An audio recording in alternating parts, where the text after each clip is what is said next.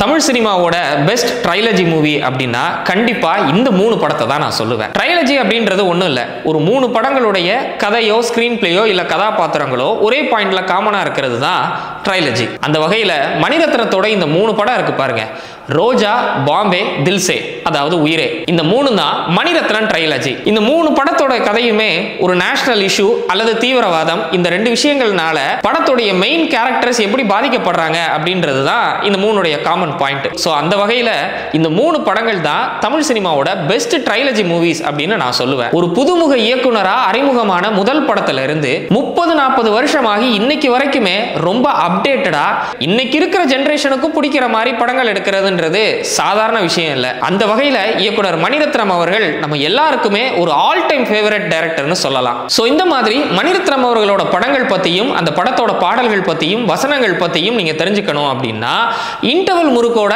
இந்த மணிரத்னம் சீரிஸை தவறாம பாருங்க. இந்த சீரிஸ்ல நாம மணிரத்னம் அவர்களுடைய படங்கள் பத்தி ரத்ன சுருக்கமா இல்ல மணிரத்ன சுருக்கமா பேசுறோம். Stay tuned.